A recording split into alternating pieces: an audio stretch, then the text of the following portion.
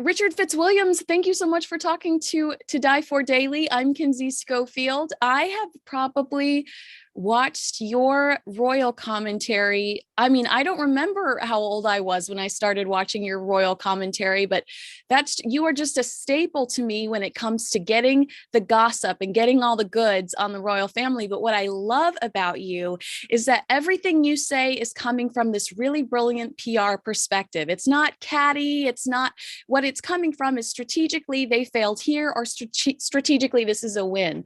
So I'm so excited to have the opportunity to talk to you. Oh, it's a very kind introduction, Kinsey. And royalty has fascinated me ever since I was a child. I grew up with a picture of the Queen on the horse Burmese saluting, the photograph. I'm trooping the colour above my bed. My parents were monarchists and very, very keen on the institution. And also, I was brought up with a love of it, a love for the tradition and the ceremonial, and also what it means, not only the power it has, which isn't considerable these days, but the power it denies to others in an era where we're so disillusioned with so many of our politicians. And I mean, there's nothing new about that, but we have, for example, as well, the Queen, an exemplar in all things. And I mean, talk about her dedication to duty and a lifetime of service. It's truly remarkable. But it is fascinating also going back over these centuries. I mean, you had some superb monarchs and you had some shockers, of course. And then also how fascinating I find to see younger people today so interested in, for example, Henry VIII or Elizabeth I or Queen Anne or King George III, because you can see films that feature them, which is so interesting. And I do think, the debate about the crown, I'd be very interested to know what you think of that. This has been quite a staple of British television and film fare recently, and also a film like, say, Helen Mirren in The Queen. Very interesting, almost a docudrama, holds up well, quite controversial, but dealing with part of our history it's almost part Diana's death. It's almost part of, I would say, almost of a mythology, really. Okay, well, I'm glad that you mentioned how important the royals have become to film and television, because what I wanted to reach out to you about specifically was I'm fascinated by this comparison, Robert Pattinson in the new Batman to Prince Harry. Can you explain that to me? I would have personally, watching the film, which is beautiful and I loved it, I would have never, ever thought that's Prince Harry. But after I heard your explanation, I thought, oh my God, is it? Well, it's put it this way. I think it is director Matt Reeves, and I must say, I think he's made a wonderful film. I'm not a superhero fan on the whole. Black Panther was the one exception before because it tapped into African myth and legend. And here with the Batman, and I find myself 2 hours and 56 minutes gripping at my seat in quite a few sequences.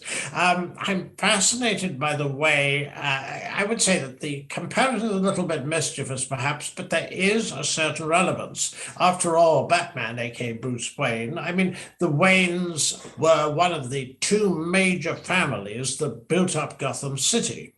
And it's with this in mind, the fact that his parents, of course, the tragedy there, the murder, that this is something in Bruce's past. And of course, Prince Harry, and we mentioned Diana, and we think back as to an extraordinary outpouring of grief that occurred there in the country too. But the fact that he was traumatized by it and also still is and has frequently referred to his struggles in this regard, the fact that he's trying to help others with mental health problems, but also that he's grappled with his own. When we first meet Bruce, and of course the Riddler in this movie is the supervillain, and indeed knows how to infuriate and tantalize Batman, because with the first murder, which is very dramatic, I want to save things for spoilers. This is a movie that relies so heavily on the way the impact of a very, very surprising visuals, even a car chase, for example, can be impressive. I mean, I really, I liked it. And I'm a film critic, as you know, in another one of my interests. But this idea that the Waynes, and that Bruce Wayne particularly, he isn't active in civic duties. The pressures on him are very considerable to be active. And at the beginning of the movie, and of course he has Alfred who's there to tick him off and trying to help and so forth. And of course he served her parents. But is there anything in the Wayne background that could be perhaps a bit suspect? I mean, of course, as the film progresses, you will definitely find that there is. And to what extent is or has Bruce Wayne withdrawn him? And he visits us. There's a certain funeral early in the film, and when he visits or attends the funeral, and this is a scene that you will not forget, he hasn't been out and about performing civic duties for some time. So there is, with tragedy in the past and with the pressures of civic life and the pressures also of being rich and established, you can see, of course, he might feel a bit trapped. So it was this that Matt Reeves said to Robert Pattinson: think, when you're thinking of Bruce Wayne, think of the British royal family, and then, you know, you might get a certain inspiration for aspects of the character. You could say it's a little bit mischievous, but also it got a headline in the Daily Telegraph here. No, I thought that was really interesting because as I watched it, and you'll maybe be familiar with this because you are a film critic, but to me, I wondered how much of it was Robert Pattinson, because he seemed so reluctant. He seemed so against celebrity when his star really blew up. So then to hear you describe the similarities to Prince Harry, I thought, you know what, that really does make sense, because I truly think that if Prince Harry could just be a soccer dad in Montecito, California, he would. I don't know if he enjoys all the attention that he gets. I think Meghan might enjoy it, but I don't think that Prince Harry necessarily does. I think it's a very interesting question, because I think he was brought up to be, well, as it were, the spare. He knew he would never be a future king, but I thought, and I wrongfully thought, that he was satisfied with that sort of role. There have been a lot of suggestions among royal commentators that, in point of fact, Harry didn't like being regarded as the royal wild child and a bit of a joke, and wasn't quite at ease with William as we thought. But in my view, both brothers were inseparable, and there's no doubt that one of the tragedies is that they've taken very, very different roads, and I see no rift being healed, unfortunately, because what you're looking at now is a memoir that Harry is writing that's coming out in the autumn now. The problem is what is going to be in that book. It's very difficult after Oprah, which is just over a year ago, and I thought was so destructive, and also open to different interpretations, and they were full of it. It was inaccurate in a lot of it, as the Queen said so well, although there was very little she could say. The damage had been done. Some recollections may vary. What do you think we might get out of that book? I'm specifically wondering if he might be critical of Camilla becoming queen consort. That is what is thought, because it's very hard to see without exacerbating the feud, the rift with his father and his brother. And also, if he were to criticize Catherine, I think that would be very ill-judged. But then I think that to have a memoir bringing it out this year, I mean, it's obviously commercially linked, but you do wonder what Harry and Meghan are doing when it comes to commercial matters. So Spotify paid a lot of money reportedly, but they've only put out one podcast. And Netflix, there are a couple of series coming out, or at least there's the film about the Invictus, and Meghan has a series. That's not that much. They haven't done any public speaking engagements, as far as I can see, the way they might do. It doesn't seem, of course, the birth of baby Lily in the past year, but they haven't done a great deal. They've made certain speeches and comments in support of the causes that we know they have been helping, and some of them excellent. The facts of the matter are, of course, I thought that, I'm sure you did, that they'd be wonderful as members of the royal family, and giving it a contemporary edge, a very, very different feel, something that appealed to younger people and also around the Commonwealth and the wider world. But of course, this was not to be. And the problem with the attack, if it is intended about on Camilla, this is what the speculation is that it might be. I think it would be very harmful, but I do think the Queen, was so right to solve this problem, which has always been, there's been a question mark over it. And in the case of Prince Charles ascending to the throne, as things were, she was supposed to become Princess Consort, which has no historical precedent at all. And you'd actually have to have an act of parliament passed here and in the 15 realms in the Commonwealth for her to have the title, which hasn't got any real meaning. So in fact, it was always meant to smooth over the feelings of those who, of course, couldn't forgive her for what they believe she did during the marriage to Diana. Yeah, I actually was surprised at how many people I saw really supportive of the Queen's statement. I thought I would see more pushback, but I'd say that the majority of the reaction I saw online was supportive towards the Queen with the Camilla statement.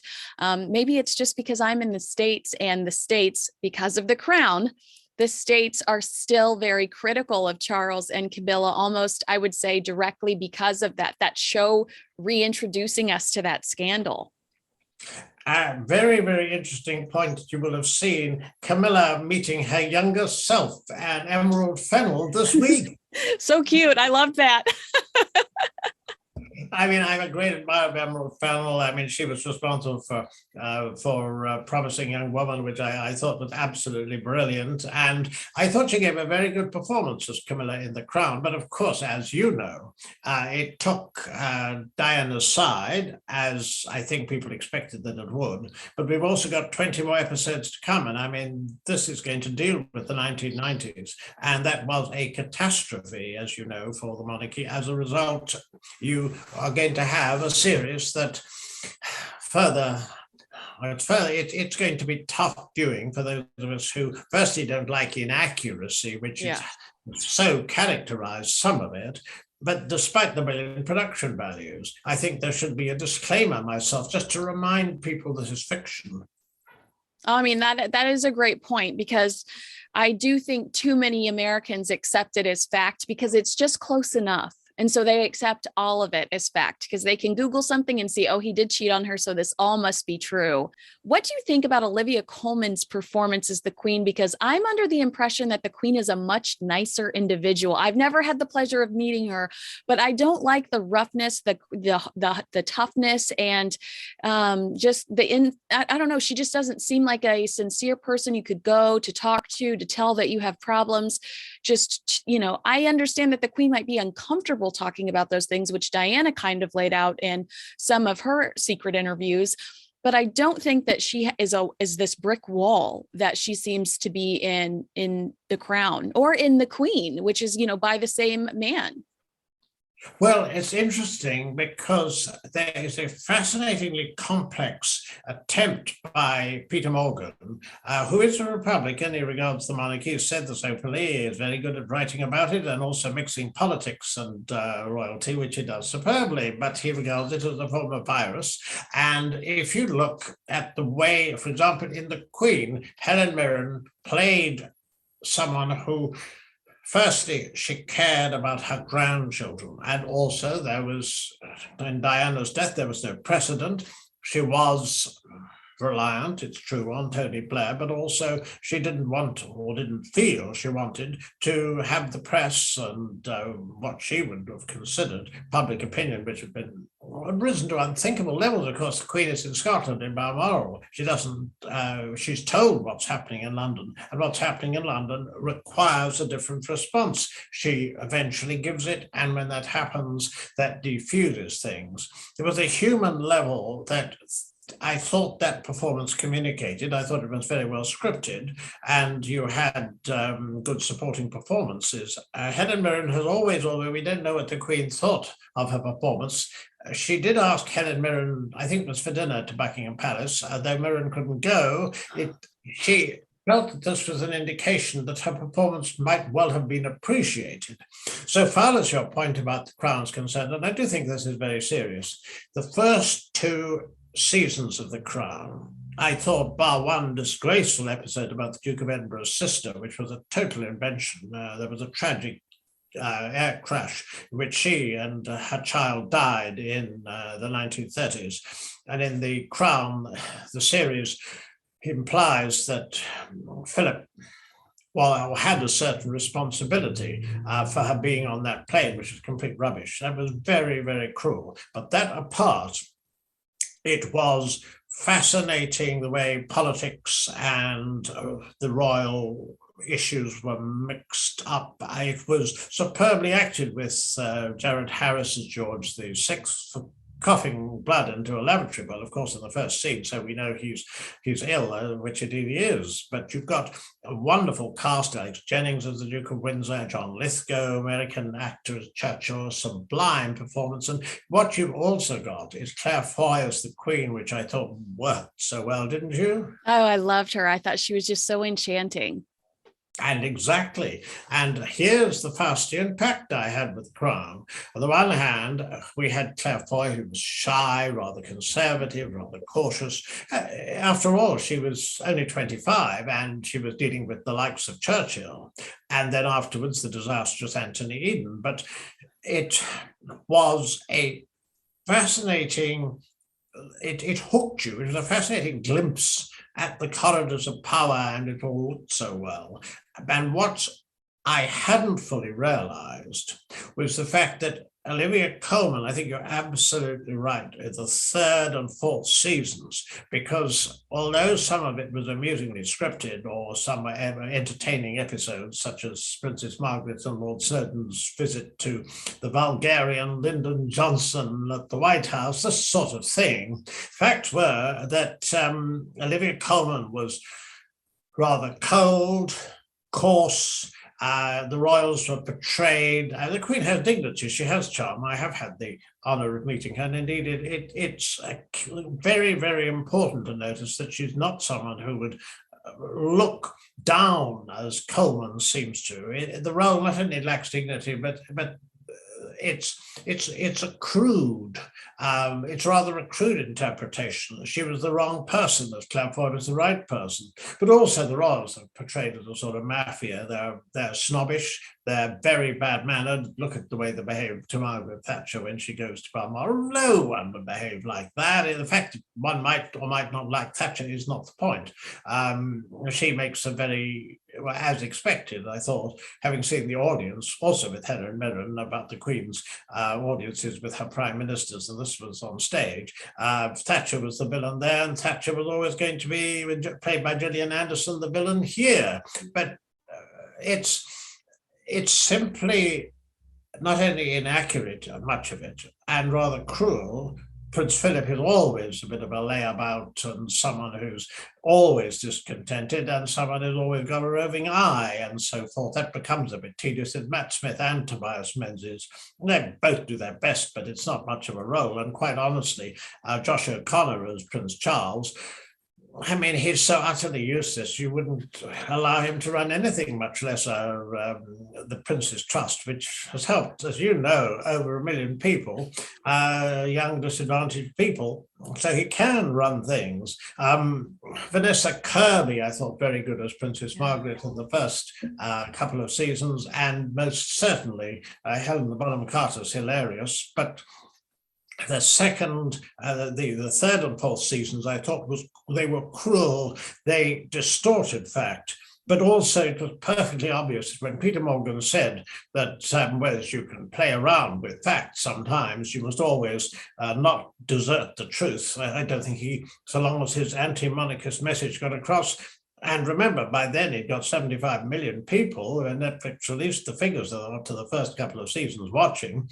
I don't think he minded. I think the monarchy will not look forward to the remaining 2 seasons. I know. I wanted to know, did you interpret that last episode as Prince Philip threatening Princess Diana? Because I did.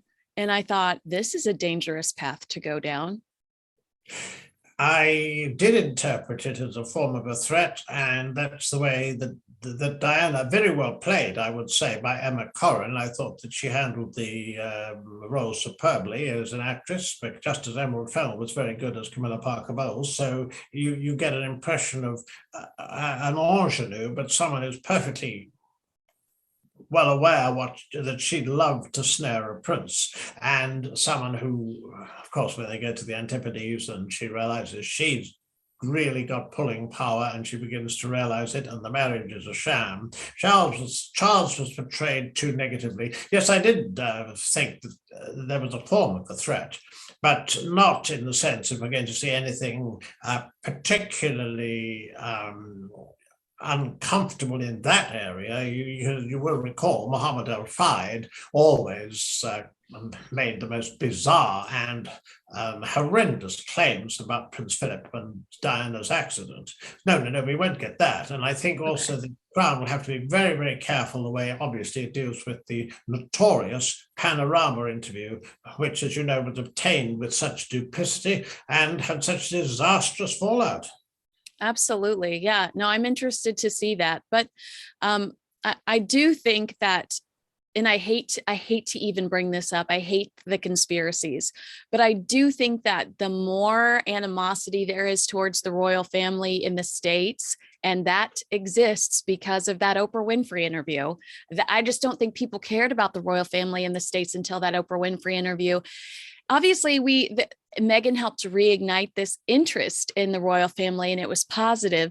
But I don't think that Americans really had a player in the game. I don't really think that they had an opinion about it until the Oprah Winfrey interview. And now that people have decided that they're on Harry and Meghan's team, those terrible, ugly, yucky conspiracies are coming back around. And so when I saw it at the end of The Crown, what felt like an exchange, what felt like a person, perhaps a threat, I thought, please don't go down this path on this show, because I just don't want to do anything to encourage that. There was a driver that had too much alcohol in his system. She wasn't wearing her seatbelt. She was at the wrong place at the wrong time. Let's just accept what the facts are. She was being chased by photographers. So I'm glad to hear you say that you don't believe that we will hear any of the conspiracy talk on the show. Yeah, absolutely. It's very, very important to bear the facts in mind. I'm convinced that the Crown, when it comes to telling parts of it straight, they're going to fiddle around with a lot of the drama. But remember, they have an anti-monarchist message, I'm afraid. It's perfectly clear now. And also, they've also got a decade in the 1990s, which was a disaster for the royals. It's well worth remembering, however, that by 2002, when the Guardian newspaper was predicting, people wouldn't turn out other than perhaps those who remembered her in wartime for the Queen Mother, or there would be little interest in the Golden Jubilee. And look how wrong they turned out to be. So I do think that come June, we're going to get a wonderful set of celebrations. It will be a blaze of color. It will bring rejoicing to a nation that's had 2 tough years of so many others have with the pandemic. And of course, at the moment, we've got a brutal war going on in Europe as well, So it is a very difficult time, and this will be something that I think that where the monarchy will be a symbolic of national unity, where you'll be celebrating an absolutely unique achievement. The fact that the Queen has 70 years, no one had managed that before. Queen Victoria, of course, had her Diamond Jubilee, and she was elderly and frail at the time. In fact, it was a service held in the front of St. Paul's, and the carriage paused for a while, and then she went for a drive and so forth. Look at the amazing robustness of the Queen. It's true her health has been a little unkind recently, but looking positively, I'm sure she is looking forward to it. No, regarding certainly in Britain, you don't have discussion, or much, if any, discussion about conspiracies, but it's absolutely true that obviously, of course, Diana is, as you know, always in the news. There was the unveiling of the statue earlier this year. next year is, as you say, the 25th anniversary of her tragic death. And also, of course, Harry's book will deal with that period. Yeah. To what extent it deals with Camilla Parker Bowles as she was then, we will have to wait and see. But his intention of writing a memoir coming only in the next year after Oprah, I do think that it's made it very, very difficult for members of the royal family to talk to him, to say anything to them. You might get Gail King or Omid Scobie repeat it. It's happened before. And then, of course, looking forward, you might find the conversation in the book, and you might find the conversation perhaps wasn't exactly what you said. Who knows? Okay, I have to ask a petty question because you said something during our conversation about the crown, and this question just keeps knocking me in the brain. Do you think that Fergie is feeling excluded? Do you think that Fergie wishes she had more involvement in the production, or that she was a character? Because in both Spencer and in both The Crown, she is such a background character, and that's not the way it was in real life. I mean, she truly was Diana's, kind of a partner in crime for a while. Oh, she was indeed, and of course, fatefully fell out with her. Well, you shouldn't write about warts on your feet, okay? We don't want to hear about that. Neither does No, Diana. that's true. That's absolutely true. It's very, very sad. And so far as Fergie is concerned, of course, I mean, I don't know that she would wish to be a character in The Crown. She loves publicity. She loves any form of show, but that's let her down very badly in the past, And of course, you think back in the 1990s, I mean, are they going to show the toe-sucking episode? I mean, it was extraordinary. She was staying at Balmoral, and of course, all the papers were spread over in the tables for the family to come down, and they came down, and look what they saw. And the Duke of Edinburgh had views which I personally sympathize with. It is said that subsequently he would never appear in the same room, or wouldn't wish to be in the same room, or indeed particularly the same house, I think, as Fergie. Of course, she has remained very loyal to Andrew. There's no question about that. He's in total disgrace. It's been a disastrous period for him. Indeed, it's, I would say, international disgrace. I mean, his interview with Emily Maitlis in Buckingham Palace, and where he showed no remorse for Epstein's victims, and of course, nor for his friendship with Epstein. It was a disaster of Krakatoan proportions. You can't. The entitlement is absolutely bizarre. So would Fergie wish to be in The Crown? She might very well be. Will she be? I suspect that she isn't really interesting enough to be. She would not be pleased about that, but then she was a disaster as a royal. And all one can say regarding the various children of the Queen, of course, 3 out of 4 have been divorced. But the scene where the Queen actually has to have an equerry brief her on her children before she sees them all, I mean, that is one of the scenes in quite recent season of The Crown, and that is an absolutely ridiculous scene, because obviously that implies she doesn't know her own children, and that's just daft. Yeah, absolutely. And what did you think about Fergie's Queen Victoria movie? I'd specifically like to know your thoughts on the casting of Emily Blunt, because I think she's absolutely precious. I don't know if I would have ever thought of her as Queen Victoria, but I did like her in this movie. Yes, I agree, and I think I mean Fergie did have something to do with that that film. I think she was involved in the production, or was one of the producers, or some such. I thought it was a rather charming film with a very, very sympathetic look at Queen Victoria, and reminding us, and this is so important, I think, and people have realized this since the Diamond Jubilee of the Queen, because we started then to look back on Queen Victoria's life, and apart from this image of someone who was Puritan and not amused and didn't care for parties, and of course was very prudish. I mean, there was that side to her, but she was in mourning for the rest of her life after Albert's tragic death, as you know. But on the other hand, there's no doubt that she was a very vivacious, lively, sometimes absolutely impossible and temperamental young princess, and of course, well, she loved sex.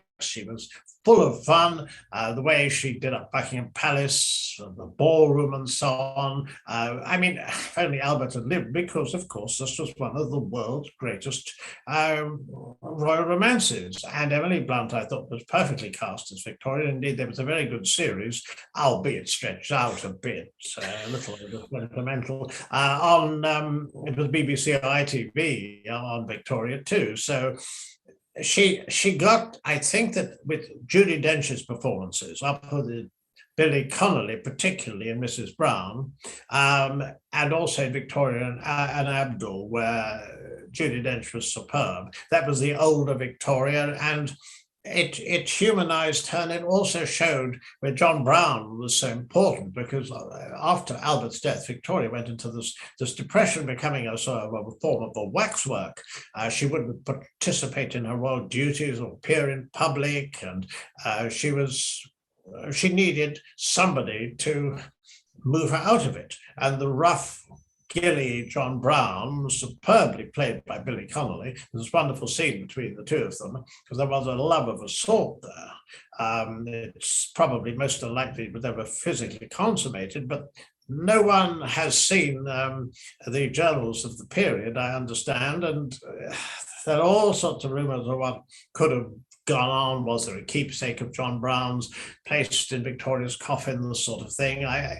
It's very, very interesting. There's a scene, the two of them, where Victoria, played by Judi Dench, says to John Brown, played by Billy Connolly, very, very sensitively, "I cannot live without you." And by live, of course, she means being, or having some sort of vivacity and having some sort of, being a complete person, because she almost become a museum piece. Yeah. No, that's beautiful. You were so blatantly honest about your reaction to the movie Spencer. And I was much more delicate in mine because, if I'm being honest, I was trying to interview Kristen Stewart. So I was being a lot nicer than you were. But I love your response to the movie Spencer.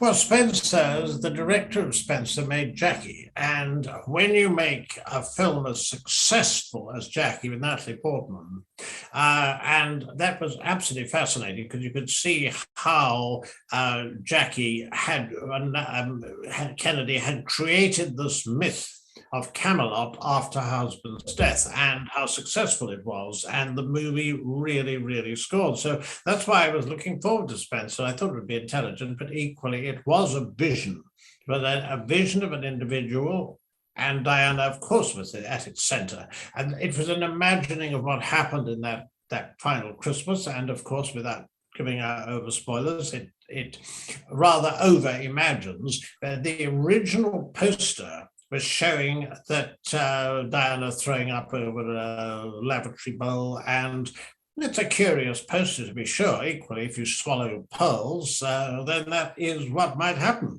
which is what she does. There are a few gimmicks in this movie which simply don't work. Well, that's one of them. A second gimmick is to have the ghost of Anne Boleyn keep appearing beside her. It's really not necessary. Whereas you could argue that symbolically that is what happened to her, it certainly doesn't work. It's very, very stiff and starchy as a concept. I thought it.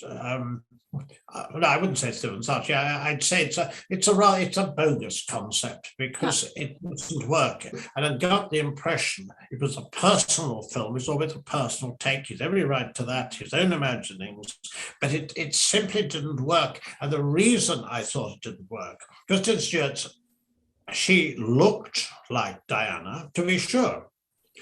But if your voice is wrong, she was just too breathy. And if you feel somebody isn't convincing, and you get the wrong tone, so to speak, even if visually it's quite it's effective enough, and they've got some rather good bit parts, including Sally Hawkins and Timothy Spall as top British actors. without spoiling it climactically for anyone, I would say that the last sequence involving a shoot really, this is unsubtle stuff.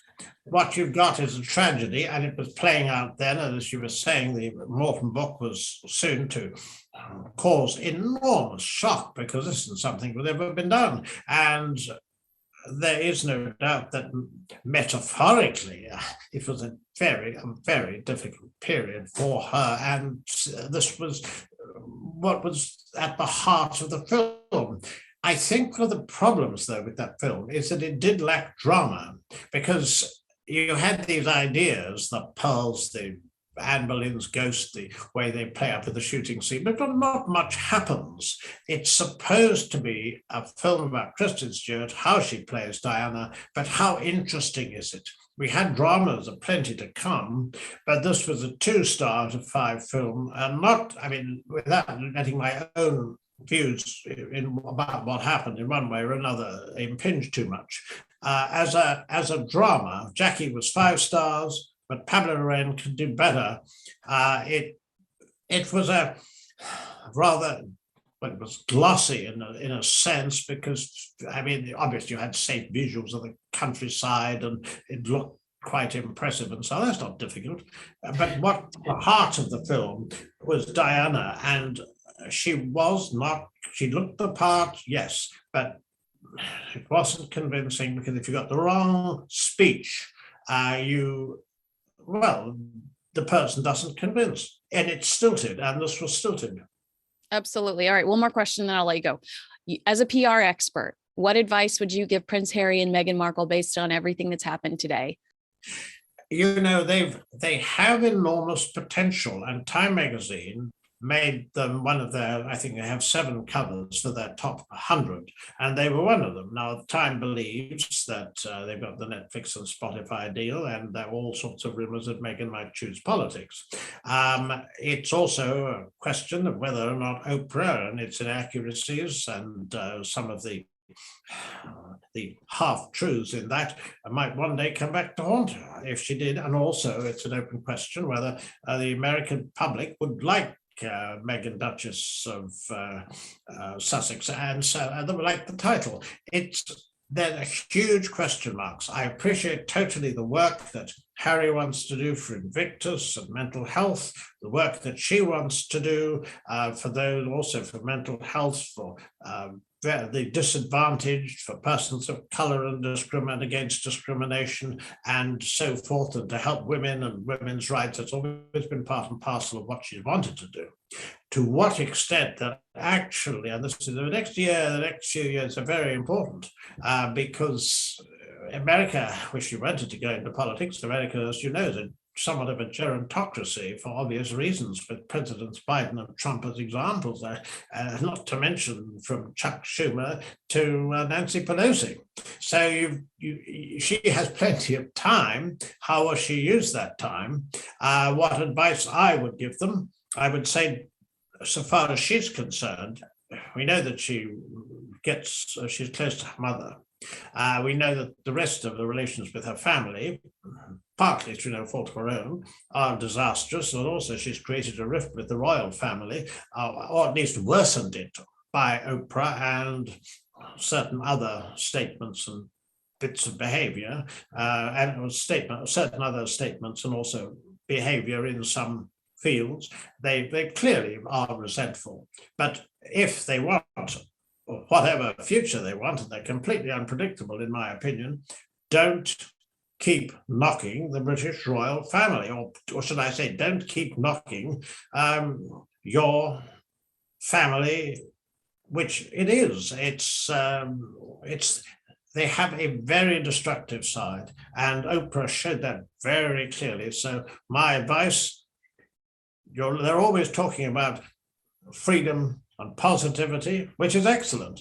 Well, there's no positivity if Harry produces a book which is going to cause harm in Jubilee year to the Queen. So if you talk positive, it's high time they acted positive when it came to the royal family.